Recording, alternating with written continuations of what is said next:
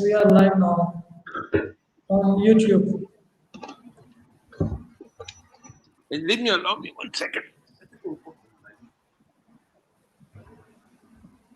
So just let me check if everything is running for accurately on YouTube.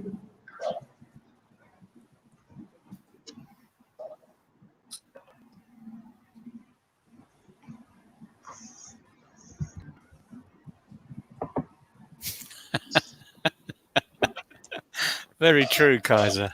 Very true. Resource. So you guys are sharing private messages. Hope they're private, right?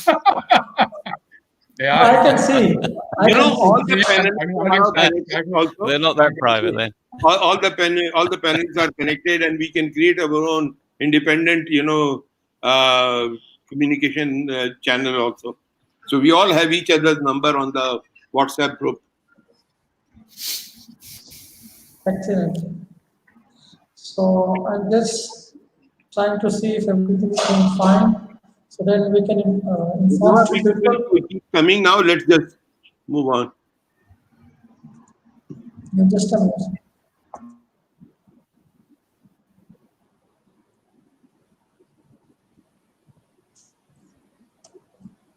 Yes, going fine and smooth. So, أعوذ بالله من الشيطان الرجيم بسم الله الرحمن الرحيم صلى الله على حبيبه سيدنا ومولانا محمد وآله وصحبه وبارك وسلم الحمد لله رب العالمين الرحمن الرحيم مالك يوم الدين إياك نعبد وإياك نستعين اهدنا الصراط المستقيم صراط الذين أنعمت عليهم غير المغضوب عليهم ولا الضالين آمين صدق الله العظيم. I welcome you all in our today's very interesting panel discussion on responding to COVID-19 through digital transformation in the new normal.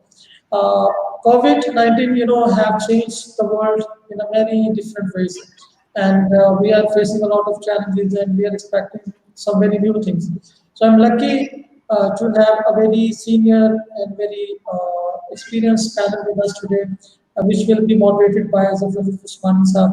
And I like to hand over the stage to Mr. Zafar sir. Then he can introduce his panel members. We have panel members from UAE, from Sri Lanka, and from England right now with us. So over to you, Zafar sir. And I'm thankful to all of you for sparing your time and today and sharing your knowledge with all of us. Thank you very much. Thank you, Mr. Shah. Bismillahirrahmanirrahim. What a pleasure it is to be here with the panel of experts, the global experts. We have people from different parts of the world, and such an interesting topic, which is COVID-19, issues of digitization, and how do we look world forward. It is just before I come to the topic, I would like to introduce the panelists. One is our friend, Mr. Kaiser Naseem. He is a global financial expert. He's been an investment banker and then with International Finance Corporation in the United Nations. He has worked in different locations in the world and addressed different kind of advise people on different kind of financial challenges. He will guide us on what's happening on the financial restructuring and everything, and how is the business going to be impacted and what are the possibilities and options. We have with us Hawa Charfaray. She's from South Africa and currently she's in Dubai. A brilliant human resource management consultant, organization restructuring and expertise. So Hawa will also guide us on the issues and challenges. And then we have our great expert from London, Mr. Neville Gaunt. Neville is he's one of the different breeds of consultants who have actually spent a lot of time working on the corporate side. Most of the consultants we see, they don't have a reality, they didn't have an exposure of actually working in the organization and facing the challenges hands-on and then coming on the consulting side. So that's one thing that I also share with him. I have also in my background, mostly I've been working in organizations, luckily with different kinds of organizations, and different cultures of organizations, and whatever learning I have helping me today to think and design solutions for the future. So this is a great panel that we are very lucky, and I'm not going to spend a lot of time on further introduction. The thing is that we are very lucky to have Kaiser. Kaiser, we've been chasing each other for a long time, and luckily today, our stars matched, and he has taken time out of his another commitment, which will start in half an hour. And I think during this half an hour, we will benefit from Kaiser as much as we can.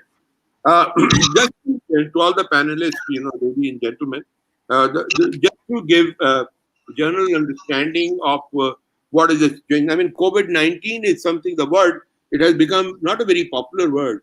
And anything I start on the LinkedIn which says COVID-19, one of my critics invariably writes a message, for God's sake, get rid of it now. It's too much of it. And I have to keep on politely. If it is too harsh, I delete the message.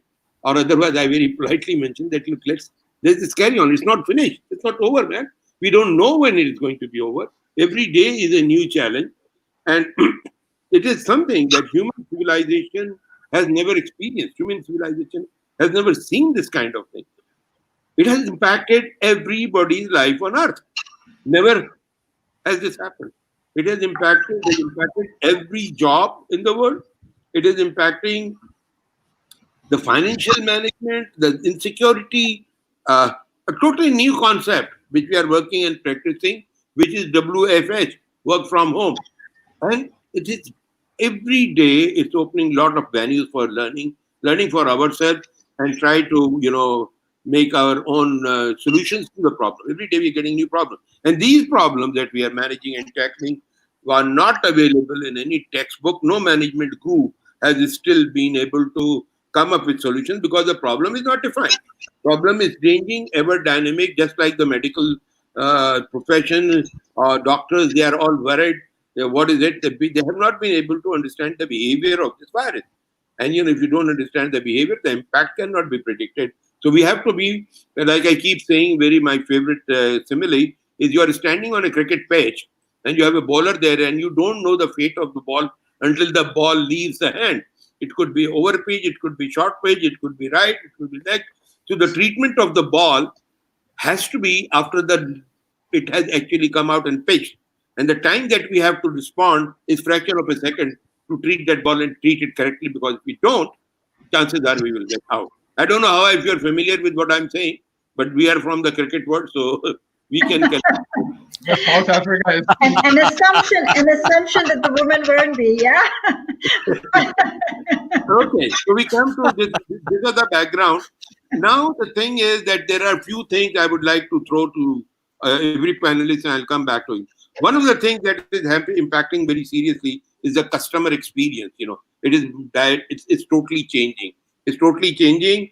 There are issues of the quality, the delivery, the entire distribution system. Everything is shaken.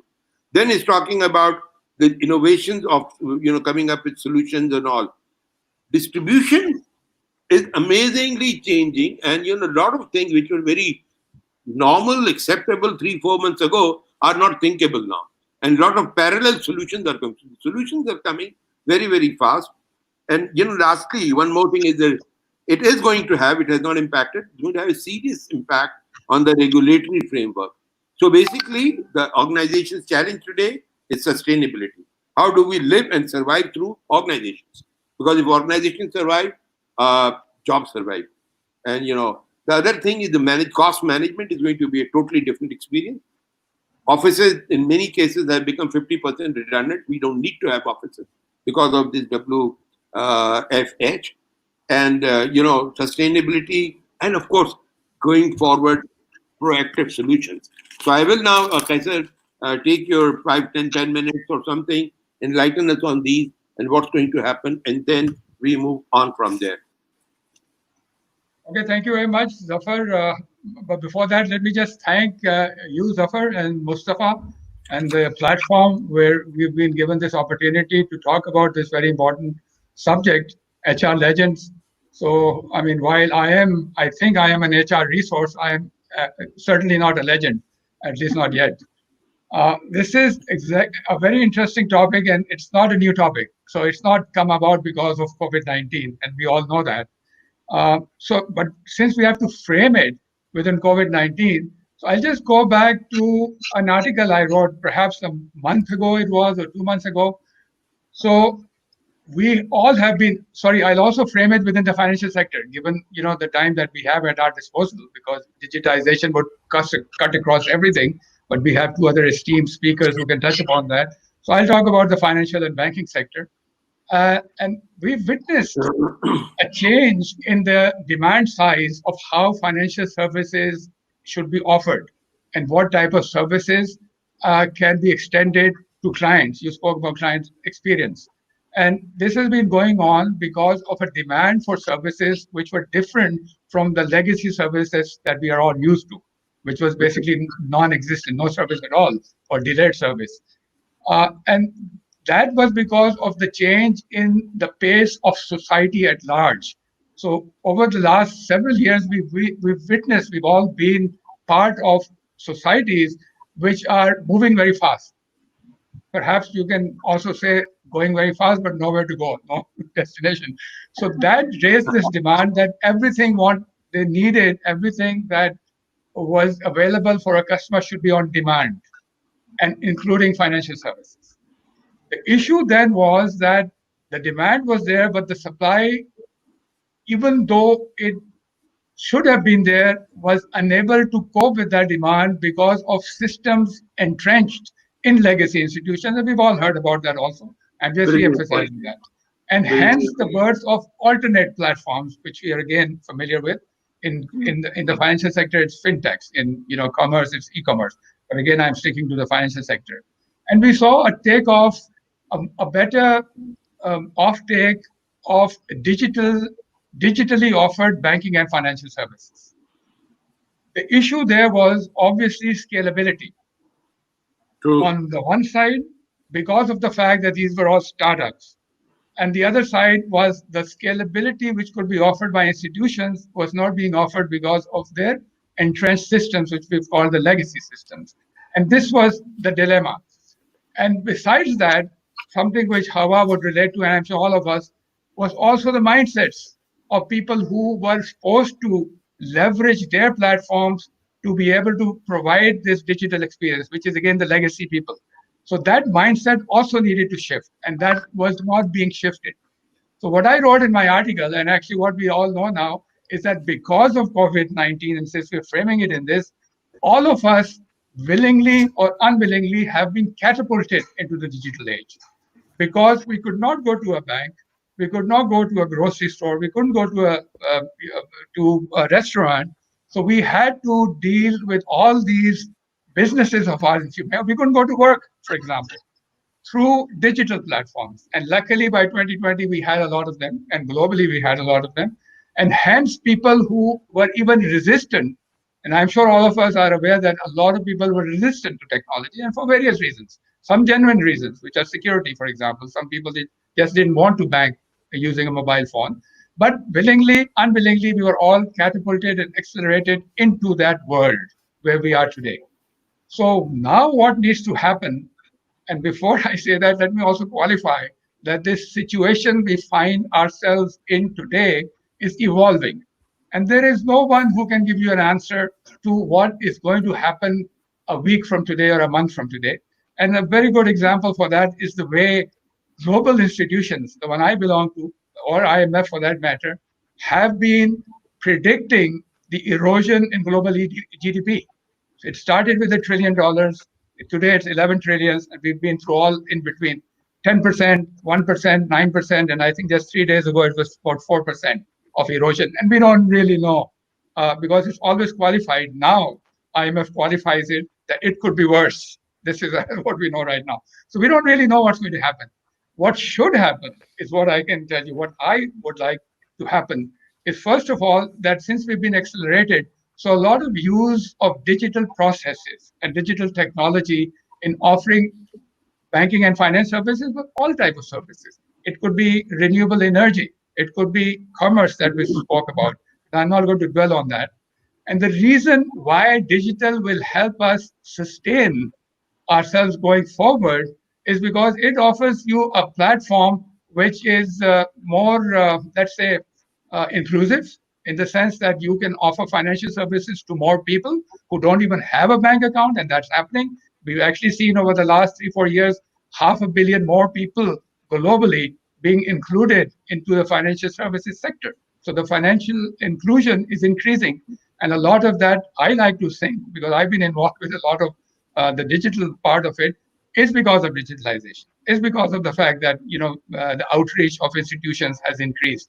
And so today the 1.5, 1.8 billion which are excluded, hopefully over the next, there's this Findex report, I'm sure all of you know, the World Bank publishes every 4 years. So the last one was 2018, where this 500 million had come on. So we're looking at another probably 700 million people coming on board over the next 4 years. That's reducing this. So that's because of digital technology. The ability to satisfy demand of clients, for example, small and medium enterprises, their biggest pain point has always been the fact that, first of all, they're not getting the product that they need, financial product, and secondly, they're not getting it when they need it. So a loan of whatever size is useless if you get it at a time when you don't really need it. And the ability to deliver financial services and financing at the right time, in the right method, is a big step forward for the development of institutions. The fourth thing on sustainability, and I'm running through this all very quickly. All of us know the Sustainable Development Goals, 17 of them, 160 targets. And not all of us know, but and many people do, that we are way behind the target of 2030. I don't think the pace we're going at today, we will be meeting those targets. And hence there's a need to speed up, not just the actions that we need to do in terms of our social responsibility, in terms of how we govern institutions and countries, in terms of how we manage risk, but also in terms of how we collect data. Because a lot of this not meeting of targets is also due to the fact that several countries are unable to show the impact. So, there's this reporting of SDGs every year by the UN, and the report is collected by data received from countries which are implementing SDGs. So if there's no data, obviously you're not meeting any targets. It hasn't been done. So digitization should be able to provide the ability to collect, manage, organize, and provide the data on meeting of SDGs. So this would lead towards more sustainability. The fact that digital transformation or digitization can help in offering renewable energy, in being able to provide energy at the doorsteps, like it's happening already in many African countries, of consumers. So all this is because of digitization. And COVID-19, since that's the topic we are, has expedited this process. So this change management process, which I'm sure Hawa is going to talk a lot about, is happening. Organizations have now realized that before, first comes the commitment. So even if you have the commitment, but you don't have champions of change in the institution, it's not going to happen. So that has to, and people, at least banks I know of, because I talk to them every day, are now wanting. So now they are more proactive. That okay, yeah, we have this program, but we want to expedite it. So let me just stop here. Thank you so much. Thank you. Brilliant points. I mean, obviously, you made us realize again that COVID may be a visible factor for very, very fast pace, but VUCA was there. I and Neville, we used to talk about VUCA, the new world, the new norms and things like this. New norm is not a new term for some of us who have been working on the transformation and change. We've been talking about the new world since 2 years or something, VUCA and technology and artificial intelligence and the big data, how they are going to impact everything. Thank you for very nicely. And I think the key takeaway from your point I take is that, obviously financial inclusion is going to be a huge opportunity. I mean, look at the population of the world, 7 billion. And how many are actually now using the financial institutions or transactions and everything. And predominantly, these populations are rest in the developing countries, the Africa, the Asia, and some of these places. So there are new generation people coming in Pakistan and some of our countries, 70% are young. So there's a lot of activity there, and only a digitization solution approach and solutions are going to help them get into the inclusion. It's a brilliant point. Now I would like to come to Neville from a leadership perspective on these challenges, and how do you suggest? And then I'll come to the real people side of it. The real, how do we go and make these things happen? So Neville, all yours. Wow. Well, follow that, as they say. Scalability. That was the first word that came onto my page. Mindset shift. How many years in the leadership development arena have we been talking about a mindset shift? And it now comes along because we're being forced into this new era of change.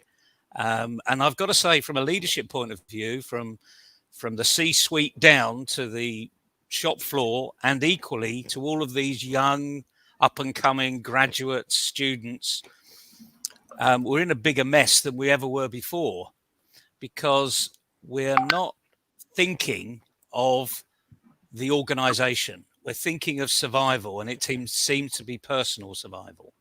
I'm sure Hawa will get into a little bit of that maybe as we move on.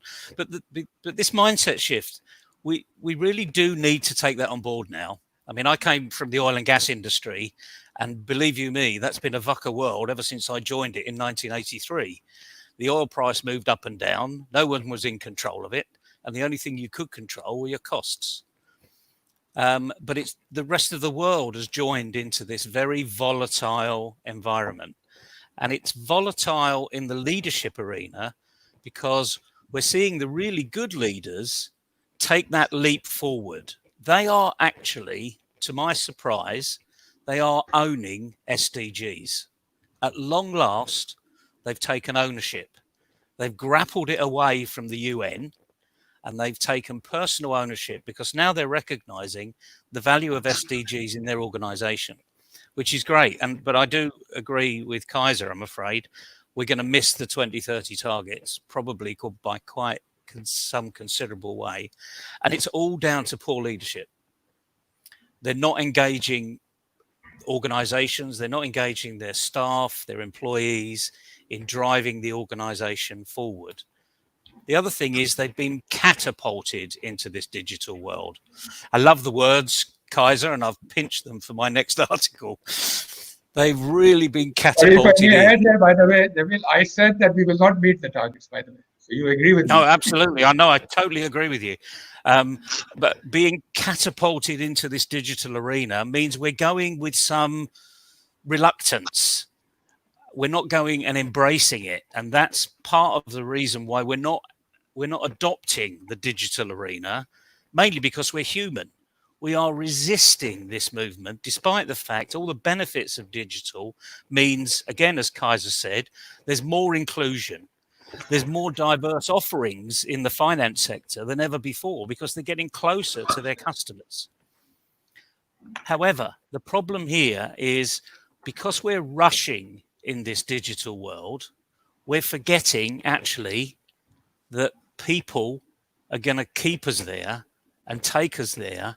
And we start to talk about terms of cyber security. What we should be looking at is cyber resilience and giving everyone in the organization that think before you pass the email on, think before you send the email out, because unfortunately there are lots of fraudsters around the world. And believe you me, I've been scammed more times than I care to admit to. But we need to develop that resilience inside, the digital resilience. And then, and only then, the leadership can turn around and say, okay, what do we do next? What do we do next? So rather than be reactive, which is typically the way leadership is in the world, we should be proactive. And by that, I mean, we need to bring in some digital ethics around this as well. We've seen that Facebook, Twitter, LinkedIn, and Instagram, the main parties in this digital platform are now at last becoming more ethical. I wouldn't say they're perfect, but they're moving down that route. And indeed, I think organizations, through good leadership and good governance, should start to be adopting these ethical practices. Now, I can go on for a lot longer here, but I'm going to tread on Hawa's feet here if I'm not careful. Thank you so much. Because I've dipped into this people issue. No, I know this is something which is so fascinating, so absorbing, especially to people like yourself. You're seeing things happen. You're seeing why things are not happening. And a great observation, mindset change, that is the key challenge. That has been the key challenge for a long time. And it continues to be with the same intensity. And if there are some changes, my own experience in banking, because of the technology, every branch used to have its own account, separate registers and everything. And we have seen that with the centralized banking system and all, people had to abandon it because there was no need to write on registers. So all that old class of leadership which were resisting, it was not by their choice. It was not by their option to that we want to aggressively change. It was forced upon them. It was just pushed, shoved through our neck. Now what is happening, and those are one of the things I call blessings of COVID-19, is that the pace of that use of digitization, which we would have expected maybe by 2023, it has happened in 2020 now. Because leveraging Zoom as a communication technology, connecting with people right now sitting in Dubai, South Africa, London. I mean, how often we had the opportunity to sit and learn together, discuss together. So a lot of these things, training, conducting training all over Pakistan, sitting right where I am for the full day training program and very powerful and effective training program. So these are the forced learnings that are coming, not by our choice. I would have taken time. Clients must have taken more time. Okay, now you know what, online, why not? We prefer physical presence and all. So a lot of learning is being thrust upon us by COVID, and we have no choice. Because that's where I'm going to come to Hawa. Because Hawa, all these things, and I remember your beautiful talk earlier on that. One of the factors that will be forcing, and the Neville's concern about this resistance to change and our classical leadership, which is very secure and comfortable in the way they are doing things now, that's the fear element is holding them back. They're forced out. One of the factors that's going to be really impacting is the competitiveness. Because if you don't, somebody else will do and eat your cake. And that is pushing people to do things differently, more innovation, which was already there, as Neville said. These things were there. There was innovation, not a new word. There is creativity, product, innovation, etc. So these things are happening now at a much faster pace. And competition, if they have to survive, this is their time. They will have to come and work on it. So, Hawa, your call. Tell us how competitiveness and all these things, how are they going to impact us and what's the way for us? Absolutely. Firstly, thank you to both the panelists, Mr. Kaiser and Neville, for setting the pace. And I think you both mentioned some very important points that I'd like to deliberate on, particularly on, if I look at the first area of people survival and change management. And at the end of the day, no matter what digitization happens, people comes first. And I think, Neville, you've put that right up front already in many discussions that we've also had before. The question is, we are moving at such a fast pace with digitization the way we're going at the moment. How many of the leaders, and these are just rhetorical questions, I'd like every leader, CEO, director that are sitting and listening to this conversation, questions that you've asked yourself is, are you working with this because we have to do it? Or are you taking into consideration the proper strategy that needs to happen? Because when you just take 2 steps back and start to think about what are we having to take into consideration? Yes, business needs to continue. Yes, we need to move on a digital framework. But the question is, have we prepared our people to be able to get there? Mr. Zafar, you spoke about the fear factor. The fear is only there because people don't know. The saying which actually goes is, we don't know what we don't know. And until we are actually informed about what we don't know, we won't have a strategy for us to actually move forward. And that strategy needs to come through from top right down. So when we talk of the people factor, it's not just the people that are sitting at the bottom. It is including the top CEOs, because at the moment, the rush to get onto digitization might be the downside of a company compared to the upside. And that's where a lot of companies are losing focus, because we have to get there. We got to get there before our competitors. If you want to be competitive and have that competitive edge, take 2 steps back. You might not win the race. You might not get there first, but you might get there with quality and perfection because you've taken the time to actually strategize.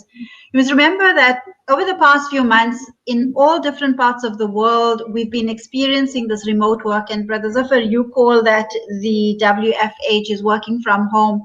We've been working with distance learning. We've been calling quarantine different names: quarantine, lockdown, shelter in place. We've called it isolation. But with all these different names, the time that was characterized by the name is the need to transform many businesses from starting from retail right down to education. And we've seen that. So it doesn't matter what we are doing, we are actually transforming in some way or the other, whether it's through digitization or whether it's not. Organizations are even managing without the digitization. The question is, how long? You talk about the tech CEOs have been very vocal about the amount of digital transformation that they will be supporting and how much they won't be supporting with customers. What we have postponed for the last 10 years has now all of a sudden been here, and it's there. It's impossible now for us not to prioritize it and execute it. The question is, and I come back to this, is the strategy in which we're going to do it. Are we taking just the digital transformation, which is the tech side of it, and focusing on that, or are we focusing on the people? Because for me, instead of focusing first on the tech, we need to first focus on the people. If you focus on the people, the tech will follow, because it's the people that is going to develop the technology that is going to allow us to work with the technology. So when we're developing skills, I mean, a lot of organizations are contacting me and saying, how can we develop the technical skills of our people? And my first question to them is, are we first looking at developing the technical skills? Or are we looking at how do we let people interact with the technical skills? That interaction, that interpersonal communication that we were talking about for all this time is now coming to the forefront, to say that the interpersonal communication is not just about between people, but it's about how people are going to respond to the change of digitization. And we're not just talking about our staff, Brother Zafar. We are talking also about our customers. And I'm sure, Mr. Kaiser, you will be able to comment on this. From a perspective of the customers, we have so many customers that are not able to move to digitization as quickly as we would like them from our business perspective. What are we doing to integrate that particular process of not just educating our staff, not just educating our leaders, but also educating and getting the transformation through to actual customers? Because the more change we see, the harder it is for us to believe that business will go back to how things were before the crisis. It's not going to go back. We know that for sure. And the question is, do we want it to go back? Because we need to be able to move forward. The last point, because I know Mr. Kaiser needs to actually leave, so I'm going to just come on to the last point, and I can always come back later. But one of the things that you spoke about, and I love the word catapulated, I still need to get that on a tongue tie because I haven't got that completely right.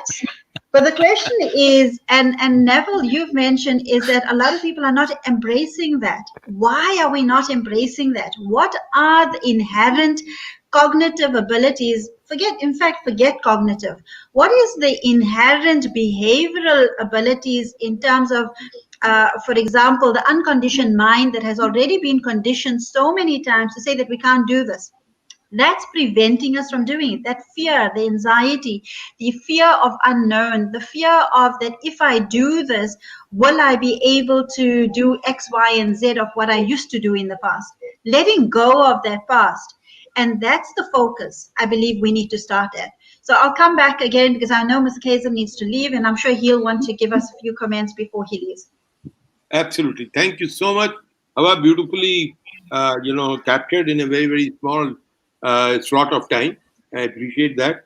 And obviously, the challenge is, but your interesting dimension is, I've been thinking we need to condition leadership, we need to condition the, employees, leadership and all for a change. But a very interesting dimension is readiness of the customers to change. Readiness of the customers to accept the new, look for and get the new solution. Because customers have lesser direct impact in terms of the organization, where it's a question of survival, a question of sustainability, question of cost management. We are alive to operate, live another day. So that's very interesting. Kaiser sir, your turn, and if you want to take time that you have, because I can see. Discussion has been interesting, by the way. I want to thank everyone. It's really exciting, engaging. But Kaiser, is all yours. Okay, just a few messages, actually, no comments. First of all, thank you very much. I think these were excellent, Neville and Hawa. And just picking up from your last point, but before that, what we mentioned about clients, so it's a subject for another discussion. Financial services are also offering non-financial services, and these are exactly for the reasons that Hawa has pointed out, and I think that we'll touch upon, and there are various forms of that. We'll talk about it. But just to your last point, at the end of the day, it's human capital. Whatever you're going to do or implement or change, it's the human capital which has to move forward with it. So my message to a lot of young people who are here, and I'm sure they've heard it before, I heard it way back in 1978 in a novel I read, and I read that novel as a novel at that time, as a love story. It was called Future Shock. It wasn't a love story. It was a very serious novel, but it was right out of university. So I enjoyed it like War and Peace. When I read it the first time, I read it as a love story. It's not a love story. Love story is part of it. So what the message is that change is a part of life. We've all been through it. And obviously, we are human beings, so there is a resistance to it because of the fear. But let me tell you why you would need to change is because the institutions you are working with in 2020, actually started a decade ago, are also evolving themselves. Most institutions are. The one I work for, the Bretton Woods institution, the World Bank, which was formed in 1945, has reinvented itself several times. And in each reinvention, you need a different skill set for that institution to take its mission forward. And unless that skill set is present, the mission cannot be. So that skill set can be found. It can be found within the institution by individuals who are willing to change, or it can be found by new people who can come and replace the old people. So that is the incentive for people to be wanting to change, to keep pace with the evolving institution that they are working for. And that institution evolves because of market forces, like ESG. I mean, investors now are demanding sustainability. You never heard of that 10 years ago. Very true. Very true. So you need people in the institution who can align your business targets with sustainable development goals. So you need to reorient yourself. You need people who can use digital platforms. So coming to that. So that's one thing. What I had read in that novel called Future Shock by Alvin Toffler, and I've written about that also several times, is that the hallmark of a literate person in the 21st century is not the ability to read and write. It's his or her ability to learn, unlearn, and relearn. And I think throughout my 40 years of career, I've been doing that. I'm an engineer originally, and realized that, engineering doesn't get you too far on the ladder. Zafar would stick on me on that. I had to reinvent myself. I did, and I reinvented myself several times. So thanks a lot again. I've got to rush. It's an interesting discussion, and it's a pity I can't stay longer. But thanks a lot, Zafar and Mustafa. At least we have started today, and hopefully, Kaiser, you will be part of our integrated group of soldiers who are trying to create awareness about learning and developing and transforming. Thank you for spending your time, Kaiser, and thank you. Just one thing last, at each point that I was talking about in Neville, I had written an article on that. So I posted the links. Well done, mashallah. I think you've seen it. Just look at those and Mustafa will share it. What a pleasure, Kaiser. Thank you. Which planes start flying between countries? Thank you, Kaiser sir. Assalamu alaikum. So nice of you for having me on board. Thank you very much. Thank you. How much time do we have now? So now I am replacing Kaiser sir. we still have like, I announced this basically panel discussion for 1 hour 30 minutes. You can go on for the rest of the night. There is no issue. Hey, hang on. Yeah. That's where we put up our barriers, right, Neville? No. Look, my wife is in Chicago, so I'm chilled. My life is sitting right here in front of me. Let's just, you tell me, Mr. Big Boss, how much time we want to continue? You want us to continue? I mean, Let's continue till 10 o'clock. Yeah, Sure. 20 minutes. Can we just go back to where Kaiser very, very nicely left us, posing the question, why haven't we adopted this? Why haven't we had a shift in mindset? Why haven't we got good leadership, frankly? And yet, you two guys have been in the leadership development arena for years, and you've probably got far more,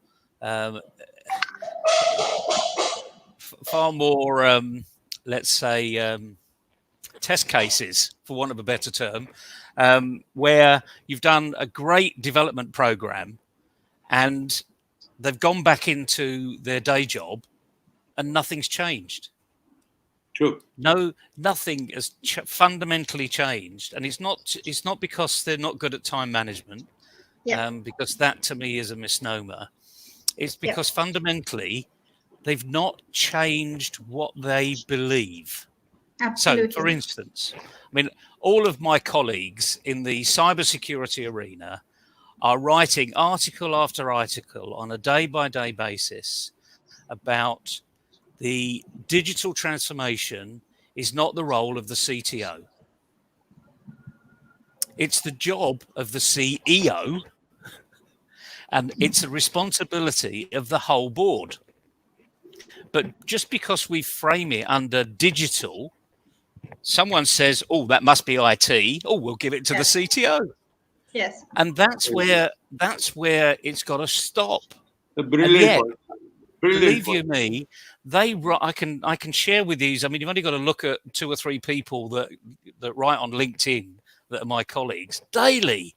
They're putting things out there and challenging the governance arena. I know I'd see someone had mentioned, the term governance. I mentioned it earlier. We have got pretty poor governance in this incredibly important transformation. Yeah. And unless we take a step back, because this is about reflection, if we keep rushing and rushing and rushing, our problem is we will end up in a lot of knots. We will tie ourselves up. So what we need to do is take a step back, and Hawa mentioned the word strategy. Start to look at the strategy. Yeah.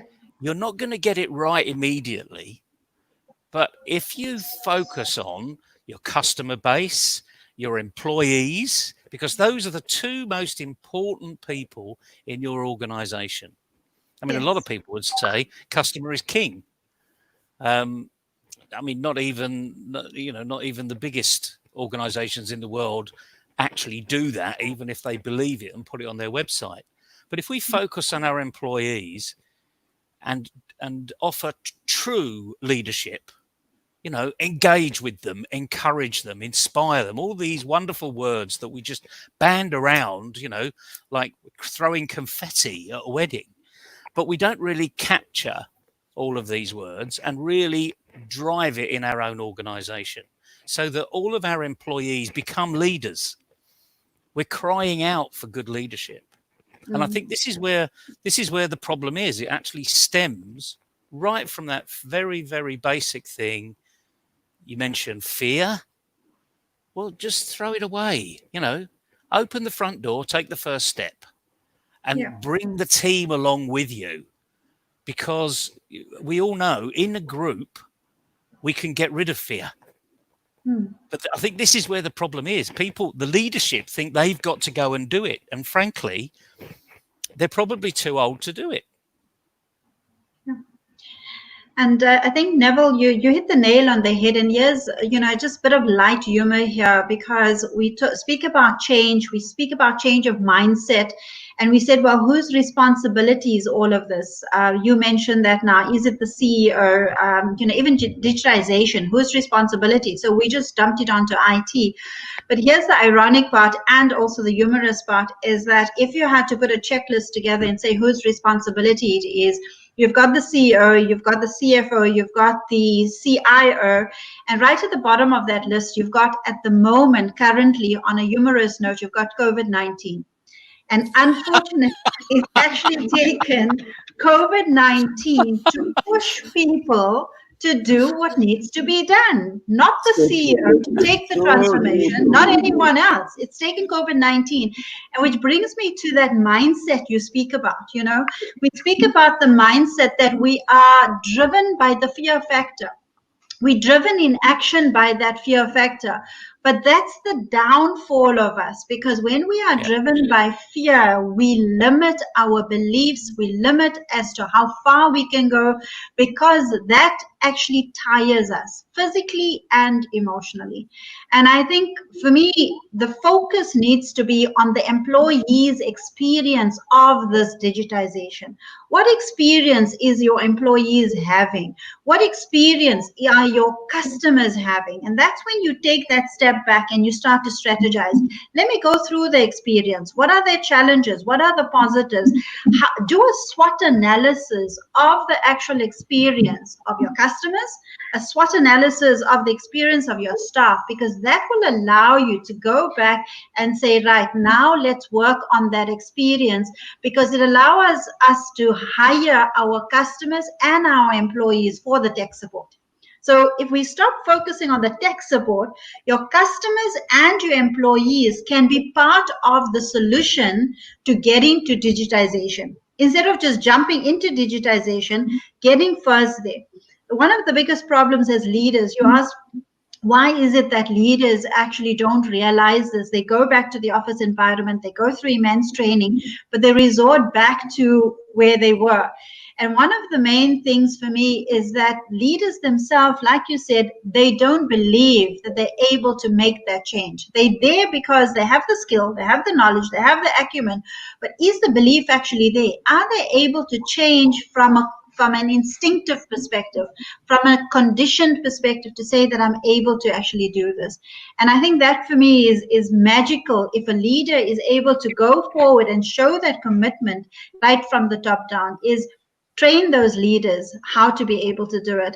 The last thing I'd like to add on the leadership side, Brother Zafar, is we've recently been engaging a lot of organizations with equine assisted learning.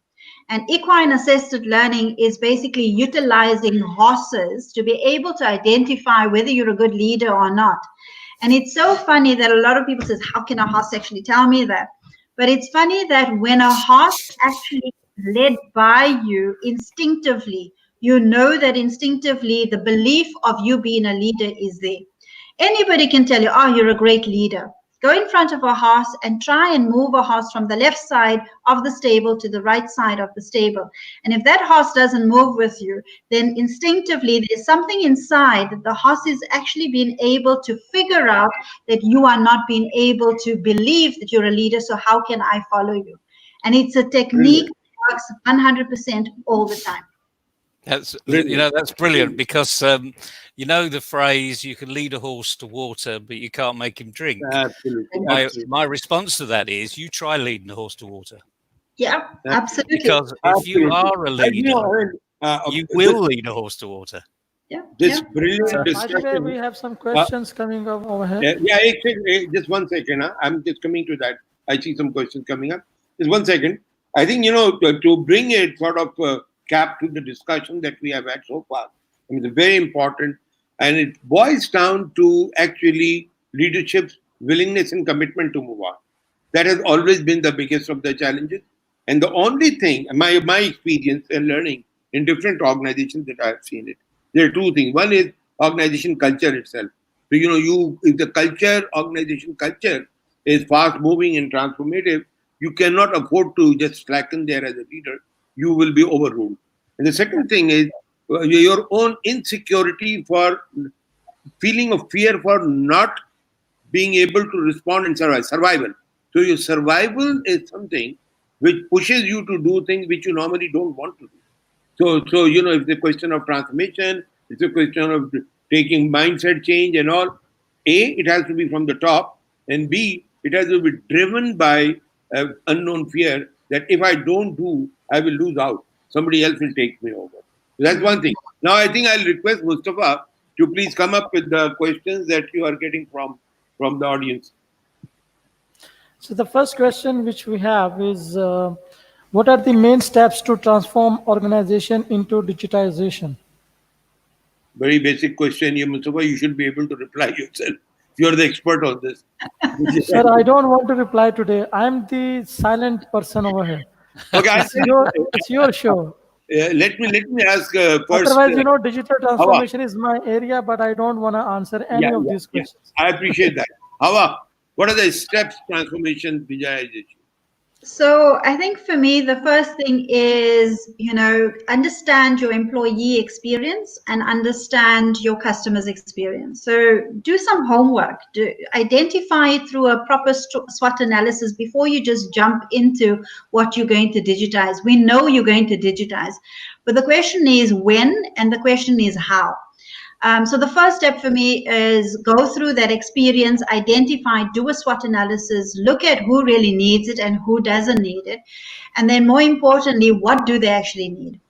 Secondly, for me, is to be able to reset towards a coaching model of what we call tech support, not a training model, not an educational model, but a coaching model in terms of where you can empower both parties, your customers and your employees, to be more empowered partners to be able to work towards this. And that can only be done through a proper coaching model as to how it's going to be done. Because in that way, you utilize everything from FAQs to chatbots to real-time collaboration to tech support, where you're looking at personnel to allow customers and employees to actually combine their efforts to work together. So those are a few of the examples that you can utilize for coaching models, looking at the FAQs, the chatbots, the real-time collaboration, and of course the support that you would give on one-on-one to individuals as well.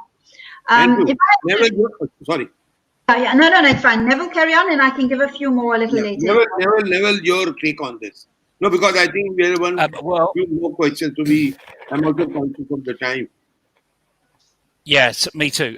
So, I mean, the first thing is I'd sort the leadership team out. I'd actually get them to embrace this term digital transformation and recognize that it's not the responsibility of the IT group, whether the CIO, the CTO, or whatever you want to call it. That's the second point, and it's extending what Hawa just said. This is a massive opportunity that's never going to be there again, to really engage with the organization. When you say, what can we do? How do we do this? What would you do if? And if every manager, every level starts to ask those questions of their team, guys, can we just have a meeting and let's put it on the whiteboard? If we were to digitize things today, what could we do quickly? Now, your employees are going to tell you. They're going to say, my goodness, they're talking to me. This is not normal. I need to find out if I'm going to be made redundant. You need to get over that to start with, because you've never engaged them before. But here is an opportunity to say, look, we are going to lose our competitive advantage if we do not embrace this digital arena. That's what we do as a department. Let's take it right down to the lowest level and see what can happen. I know what I'd do if I was still, in a large organization. I'd have been working with this digital thing and said, come on, guys, let's beat everybody else. Let's be the first. Complementing your point, the other thing that will be pushed, exactly the same thing, is your competitors. They will push you to digitize because they will be coming with solutions which customers will prefer. Sometime later, they may be very loyal, but in the long run, nobody is loyal because they need to have their own value for money, quick response time, quality, and everything that a customer expects. Thank you, Neville. Any more questions, sir? Yes, how the entrepreneur who do small businesses cope up the challenges of COVID-19 who pay daily wages. I mean, Sorry, the can you entrepreneur. repeat that? I mean, this question I think is little not relevant to today's topic, but still we can discuss it. They are asking that how the entrepreneurs who are into small business cope up the COVID-19 challenges, especially when they are paying daily wages. That's quite a big question. It's all to do with cash flow. You know, you Yeah. need to limit your cash out and maximize your cash in. I mean, but COVID-19 should have nothing to do with this, by the way. This is basic mechanics in running a business. It is difficult. What you need to do is recognize whether or not you've still got a market, whether your customers are still there. I Are think you the giving point your of customers what you COVID want? there is, Neville, I can see the point. I think the point in COVID is because COVID has created a different business environment, different model. So I had the flexibility to continue to work with 10 people. Now margins are thin. People are, sale has gone down.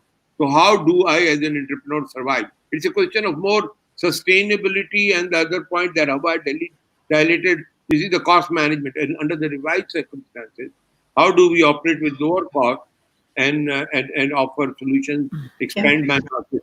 My only suggestion is try and expand the customer base. Most of us are doing, we are offering similar services at a cheaper price and expanding it to the market rather than go with a niche market and fix with that. Yeah, if I can just add something to that, which will also link us back to digitization, and that is that I have 3 business strategies that I work with clients, and I think, Brother Zafar, you heard me talk about this on one of my talks as well, is that look at your same products that you have, but different infrastructures. Exactly. And part of that different infrastructure might be a digital structure that you might need to get onto. So look at what is it that you have that you can utilize your same products, different infrastructure. That's one option. The other option is look at different products and, of course, the same infrastructure. So you might utilize your same infrastructure that you currently have, and because your customers aren't buying your products now because of whatever reasons they are, look at other products that you know you have the skill and knowledge. Again, it goes back to strategy, going to your team, your organization, your employees, and find out, do they have certain skills and knowledge that can help drive this business? And then the last option is, of course, same products, but collaborative infrastructures. So if you don't have the budget, for example, for the digitization of your organization, then collaborate with a partner who does in return for something that you are strong in. And it means a lot of homework, a lot of self-study, but those are 3 good options for any organization that's struggling and also wanting to move towards digitization as well. And these 3 are very innovative. I haven't heard it anywhere. Very innovative suggestions from Hawa. I would in fact suggest, Hawa, you write an article or something. Let people There's be a aware video of it. that is out. I will share the video with everyone as well. Diversity of the product, the same product, diversity of the infrastructure, and I mean, this is amazing. So that's one thing, and I think thank you for suggesting that, and people will have to. I mean, really, we need to understand that we are not doing justice to the question people because of the pressure. But Mustafa has got some more questions. I can see them popping on the screen. So the next question is, what is the biggest obstacle of any digital transformation project in the organization? Oh, that's my mindset. But anyway, I'll leave it to Neville. Briefly, in 1 or 2 sentences, the biggest obstacle. One word: culture. I was going to say the exact same thing, Neville. Well done. It's a culture change. Exactly. And I have just a secondary question. Who is going to change the culture? Leadership. So you come back to this. I think it would be very unfair of us to just leave it to leadership. Culture change comes from every individual that is involved in that particular organization who has a shared value to that organization. So So it's about first ensuring that there is a shared value. And if there is a shared value, then culture is dependent on every person in that organization. And the only way you can do that, to get that buy-in, is to ensure that people is first and they know it. Give them that psychological A. And that psychological A, again, I repeat this in every session, is giving them understanding and recognition. And when you're able to give them that air to breathe of understanding recognition, you've got their way forward to be able to look at how do you combine change culture in an organization. Yeah, you're giving us the therapy how to go about it. I'm still stuck in my and I'll tell you why. Because I have experienced this. Who is the owner of cultural change in an organization? Which manager? I mean, like if I have to say, culture management deliverable, who has it? People will normally say HR. HR doesn't even know. HR is doing something totally different. I agree with Neville. Not HR. So CEO actually has to, and HR has to be the strongest partner with the CEO, because this is a mission, cultural change. And, then involvement of employees, a 360-degree involvement at all level, engagement, communication, integration, mission, culture, everybody emotionally committed to that. Those are all things we do. And, we do the survey, we understand who are the people who are more committed than others, and, why are the people not so committed, understand their fears and all. But really, I think ownership rests with the CEO, who has to lead by example and who has to show the commitment. And then the team follow. And HR then has the greatest role to play here, in my humble opinion. Any more questions, sir? Yeah, yes, sir. We have another question. South Africa. Is how can we now make employee and customers comfortable with this digitalization shift? I feel many people are not willing to invest now as they assume things will move back to the old normal. Oh, they are in the biggest of the palisade. Neville, you want to dispel this young lady's fear? Assume. If we break that down, me. Assume nothing. It will never go back. Forget what you knew. It's the new world. If we live in the old world, you're just in complete denial. So, yes, people won't be willing. They're not gonna be the early adopters. What you need now is your organization. If your organization doesn't take hold of this and grab it and start running with it, maybe baby steps at first, but if you don't start running with it, you will no longer exist. That is the fact. If you don't do what you can in the digital world, your competitor will outperform you. It's a shame that Kaiser isn't here, because the biggest growth in startups in the last 4 years in the digital arena is in financial, technical services. Absolutely. The banks have never been put under more pressure. Absolutely. Never. So, if you look at just the UAE, for example, we have got 7 innovation hubs, and out of the 7, 6 of them are focused on IT and innovation hubs. Not surprising. That's brilliant. But just a very lighter thing on this thing, that thing will go back to normal. The change process started few centuries back with the Industrial Revolution. And, you will read when the first changes came, like, using mechanized devices to do the plowing in the field, or, there were apprehensions what will happen to the people. So this is something, this will go back. Eventually, people are most efficient. Nothing. History has never turned back. So I think this is a very important point we need to all understand. It's not going to be the normal like it used to be few months back. The world has moved on in a big shock to a different level. And from here, we need to build and find new solutions, new approaches. But that's a very good question, Danisha. Thank you for asking that. And just to end off, I like the new term that a lot of people are starting to use. It's the next normal.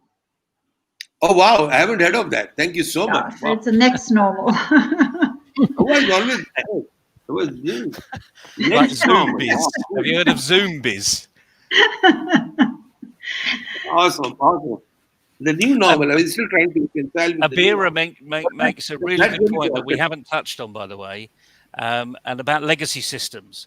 because I see an awful lot of organisations that are saying, but we can't afford it. Our legacy systems are not up to it.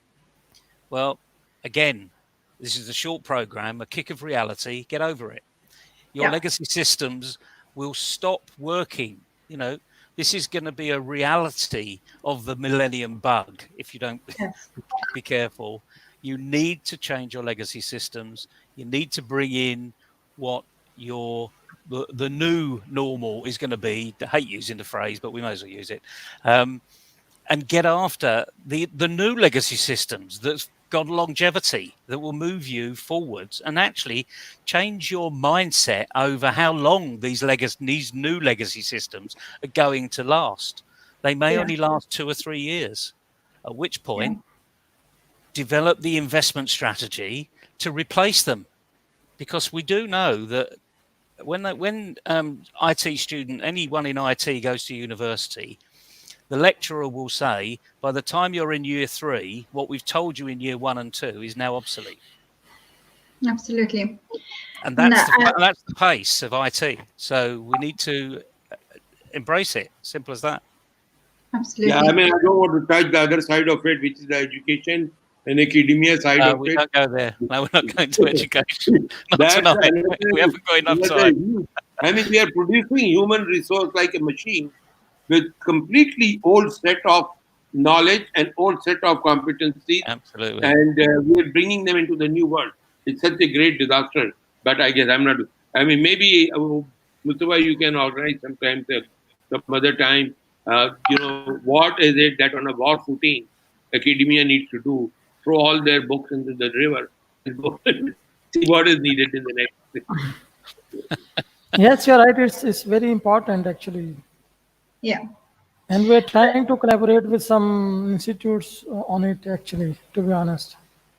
Well, I'm afraid the education institutes. I can see, this guy writing, looking forward to learn more about the next normal from you, Hawa. Absolutely, absolutely, definitely, brother Zafar. Just in terms of that educational side, bringing it back to digitization in terms of delivering these. We've got the white collar workers, we're preparing them. We've got the blue collar workers, but IBM has basically coined the IBM executive chairman has coined the term new collar workers. And if you look at a new collar worker, it's basically identifying another one. New collar worker. So, and in fact, it was coined by IBM's chief executive, Jeannie Romati, who basically said that these new collar workers need to be defined in terms of, identifying that, focusing on that IT technician, but also preparing the society to interact with that technology. So it's not just about preparing them for technology, but it's also preparing them in terms of how to actually interact with it. We're talking about, you must remember that when people are going through this working from home at the moment, we got to prepare for internships, which is one of the things where we have to do away with the legacy educational system, which says you will only be employed with a degree. We need to look at how do people learn on the job while they are still earning an income. So we need to embrace the internships, but also more so for me, it's a terminology that I've read about recently, and that is on returnship, is looking at how do you actually start training and educating people that are going to be returning after a 2-year period back to the office environment. Because even in 2 years or 3 years, the people that might be coming back or people that have been laid off, and it's a reality. I saw somebody asking a question is, how do you avoid layoffs? We have to admit that one of the realities is that people are going to be losing jobs through this COVID-19. But within a year, within 6 months, within 2 years, they will have to return. But when they do return, things are not going to be the same, that legacy. So we need to prepare our internal educational systems. I'm talking about our work and our environment to prepare for both internships and returnships. And that's something that I think we haven't been focusing on. Nobody is considering it. Revolutionize. They need to go back to the drawing board again. And like we say, that what is the market need? If you design your product according to the market need. And, we at the university, we say our product is best. Take it or leave it. So that is what is a kind of a tussle that we are stuck up with? True. Well, the answer to that is ignore them, bypass them, go straight to the students, because the students, when you start to get to them, and we know this from our Your Absolutely. Passport to Grow. I'll go to We the are- parents. I'll go to the and parents. that's where we do. That's our program. We go to Yeah, the and parents. I don't know, but maybe I need to have a separate session with you, Neville, to find out what's the take by the parents, because a lot of the parents are so stuck in the legacy syndrome that my kids have to have a degree that sometimes it's much easier going directly to that particular kid. I think that just very briefly, I mean, the interesting thing is here, let's not completely throw education out with the baby, because the baby's in the bathwater. The education systems may not be great, but with small tweaks, we're talking about digital transformation. We should be talking about educational transformation. With a few small tweaks, recognizing that we need work-ready people, not job-ready. If they were job-ready, we couldn't afford them. We need them to be work-ready. We need them with the right attitude. We need them with the right soft skills. How many years have we been saying this? We're talking today about leadership. Well, why have we got poor leadership? Because they have the wrong attitude and they've got poor soft skills. Yeah, absolutely. So this is nothing new, this is an accountant speaking here. I mean, what do I know? I'm not a trainer. I'm not in HR. Never been in HR. I'm just coming from the operation that said, this is the people we need. This is what we need to do. And the point is, we just need volunteers. We need people that say, I can do that. Yep, I can do that. I want to do that, even if you've got no idea. And adopt the coaching model, Hawa, that you said. We need to coach them. True. Coach and mentor. Don't send them on training courses. Coach and mentor internally. That's how you get on the job training. Anyway, sorry. It's such a passionate subject. It's such a passionate subject. Neville said he's not going to talk about it, but he's taking us to the thick of it. Thank you so much. Because it's already we are 10, 11 minutes over, and I'm trying to teach myself how to keep people's commitment in their discussion. What a wonderful evening. Again, I'm sure it's being taped. Kaiser might have an access to that. So I would like to thank Kaiser again for taking time out and being with us. And thank you again, Neville, for being such a always close learning partner with us. And thank you, Hawa. You always give something new, two new things. One, the next normal. The other was the new caller. New caller. Color workers. I can't take credit for that. That's for the CEO of IBM. I need to get a new collar. Brilliant innovation, brilliant word. And this is where Americans excel. They come up with these things. Give them the credit. The new caller. We may see Mr. Trump is still not sure what he's going to say about Corona now, but the whole world is looking up to him. But they do come up with these innovative ideas. At least you can think about it. The new normal, the next normal, the blue collar, the white collar, and the new collar. I'm still wondering what color will that be, white or blue? Thank you very much, all the dear panelists. Thank you, Mustafa, for creating this opportunity for us to sit and have a relaxed conversation. It was great learning. And thank you all the participants for being there. I could see some familiar faces in terms of your messages. Love you all. Look forward to stay in touch. Look forward to our new learning opportunities. These are the fascinating. In my life, Hawa, this is one of the most fascinating things happening under COVID is learning and sharing learning. This is for everyone. I'm really cherishing it, and best of luck to everyone. Mustafa, over to you for a good night message to everyone, and then. Sir, I would like to conclude with my remarks that it is very much important to understand the new normal, the next normal, and also the new collar workers. Digital transformation is very much important. Every businessman, every worker, every individual needs to understand its utilization, its importance, if they want to survive in the new normal. Because one thing everybody has realized and understood that only the organizations who were digitally strong, stable, and secure they were able to produce more as compared to the other organization. And I'm thankful to Zafar Saab for excellent moderation as always, and to Hawa and Neville and Kaiser for their excellent participation, excellent knowledge sharing, and wonderful discussion. And I'm very happy to meet you all people on my forum. HR Legends is your platform. Zafar Saab is our advisor, and he always helps this forum a lot by different means, like by connecting with people through his patronage. I mean, his patronage is with us always in all the events, conferences, summits. Unfortunately, we missed this session in the summit. I think if we could do it in the summit, it would have been more beneficial because there were more people in the summit who were attending the summit. But no problem. This session is available on YouTube and Facebook of HR Legends Forum channels. And I believe people will be watching it again and again and will be taking advantage. So I'm thankful. We are like, it was planned for like 1 hour. Now we are 16 minutes ahead of the schedule. And it's all because the discussion is so good and so wonderful and so amazing that we don't want to close it, but we have to, in the interest of starting another discussion next time. Inshallah. Thank you, Mustafa, again. God Thank you, bless sir. everyone. Jazakallah, Hawa. Thank you. And thank you, everyone. Jazakallah khair. Thank you to all the you. panelists, and thank you, Mr. Mustafa, and all the best with the HR Legends Forum. You're doing an amazing job. Keep up the excellent work, inshallah.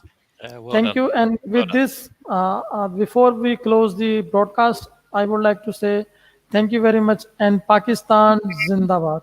Zindabad. Thank you all. Bye-bye. Bye-bye.